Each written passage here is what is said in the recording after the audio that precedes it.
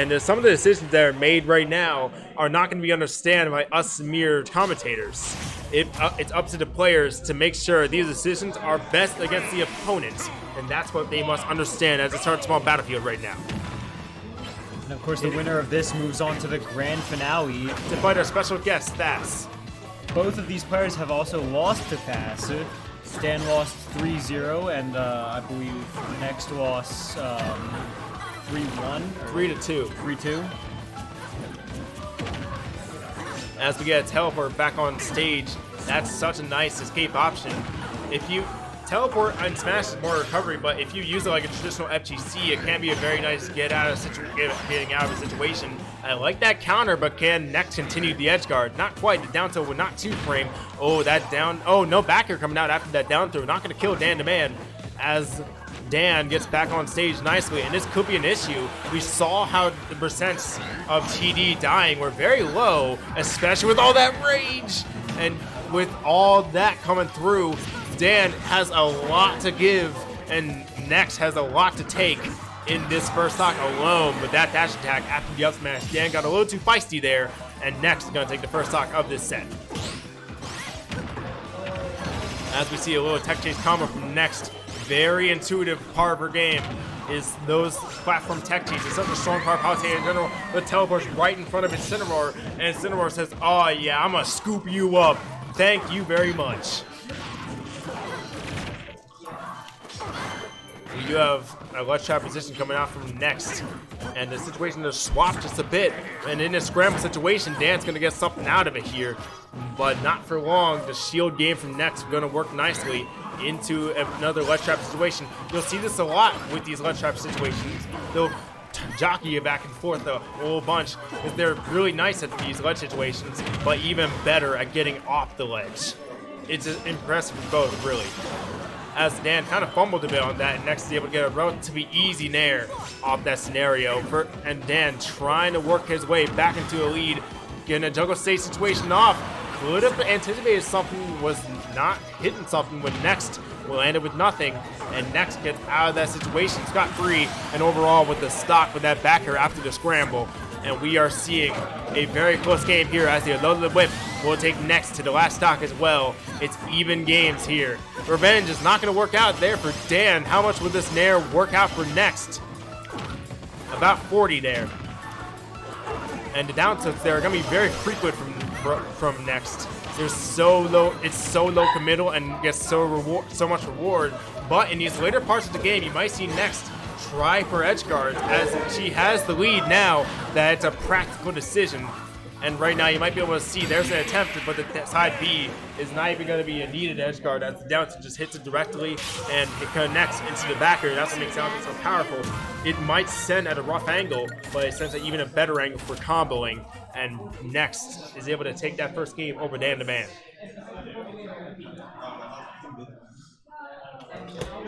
We see it. I thought that neither of them got a ton off of their advantage chase that game. It was just a lot of neutral being played, and in that role, Palutena is a very strong character for doing it despite Dan's strength as a player. Next is strong enough to make Palutena's neutral shine bright, and it has been shown in game 1, I believe. We go to Kalos with the music and same with the stage. Oh, explosive flame gets called out, but still hits Dan. Still keeps him in the ledge trap position though, and that's really strong with Incineroar's strong down tilt game. And the Alolan Whip gonna catch Next off. Have you seen how many Alolan Whips Dan has hit? It's like an 80% success rate. That just works and works and works to his favor. Not that one though, and that's not gonna cost him too much. And there, he is really good at up smash timing and gets the kill off that. Oh, I love that. The run-in from Next. Base the revenge out, but just punishes it after. And despite Next getting a bit of a chip there, is Next advantage state coming in strong and hefty. Ooh, another long whip catching that landing nicely. We see trying to get this teleport recovery up. Of course, if you throw out a hitbox during the ledge, Palutena does struggle against that. Her speed makes that kind of tough for a lot of characters to work with. But if you can get that position correctly, there's not much that she can do, and that is something that the best players will bank on. in time to time, but not often. Crosshair's recovery is good enough to make so that is not just going to be a successful thing 100% at a time. As next gets 2-2 stocks on the board with that down to the back conversion.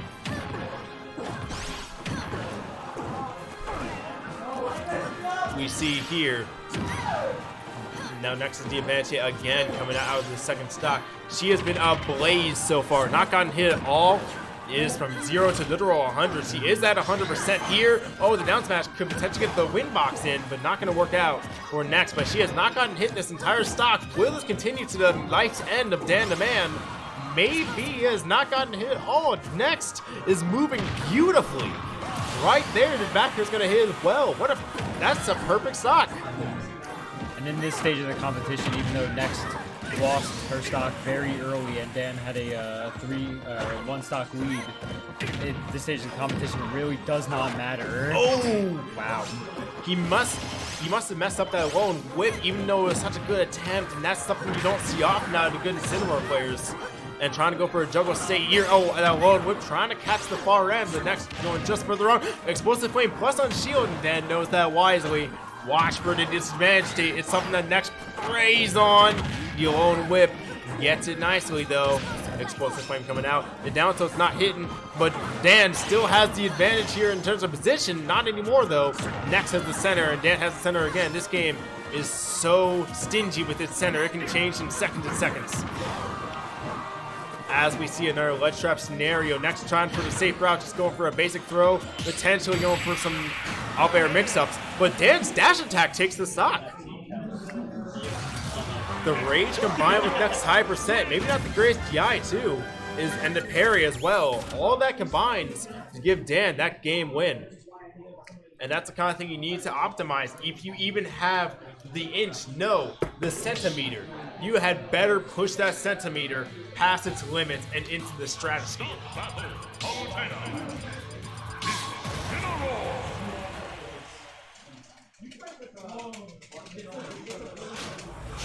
As we head into game 3 here.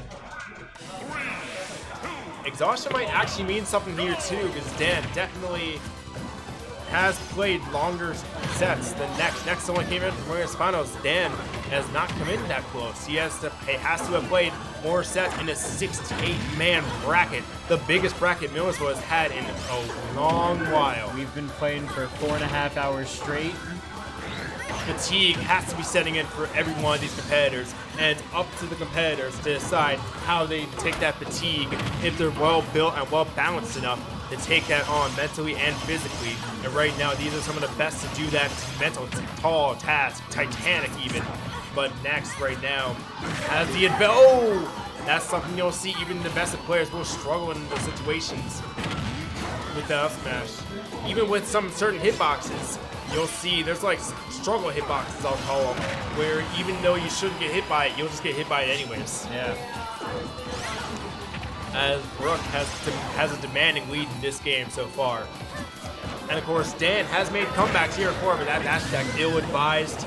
Getting to hopefully a bit closer for Dan to make it work. But we saw just how great Brooke can play in certain situations, certain stocks, certain games, certain sets, certain tournaments.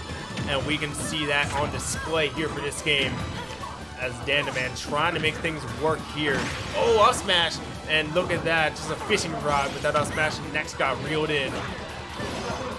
Oh, the up tilt catching the spot dodge here. Dan hasn't really spot dodged much, but Incineroar in that scramble type of situation would be a type of character to do like a revenge or a spot dodge or a roll. That's just a player habit and a character habit. As Next just steamrolls that stock. There was not much really said.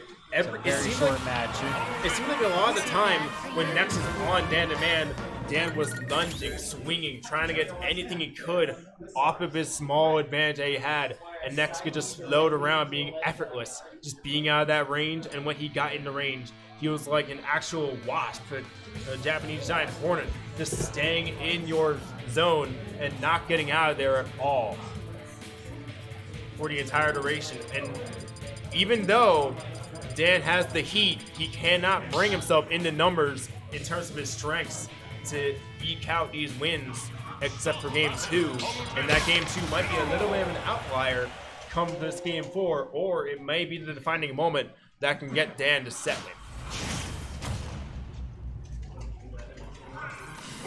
As we head to Chaos, high vertical blast zones means that Palu's up air will not be quite as lethal on this stage. As we see a double dash attack coming out, the double dip is so good at catching landings that a double dash attack is not ill-advised at all. And catching that off the down tilt as well. Whoa! I love that tech from DanTheMan. Otherwise, he would have been done. But he's still in disadvantage.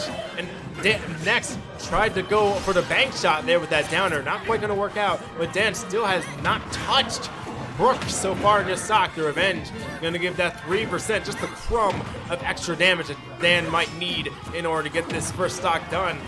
If you are down this much, you don't rely, but if you can even get that 10%, that 20%, that 30%, and if you can just add it up little by little, it helps so much in the mentality. It shows you can do it. But Dan will have to have that mentality coming in strong because he is down versus Brook right now. Oh, the explosive flame still hitting Dan. That's such a good tool for Palutena. You have to call that out very preemptively in order to get it. Oh, that Nair passing the roll in. These options from DanTheMan are just not working like they used to. Brook is all over Dan like always. And yeah, you can even see it there in the scramble situation.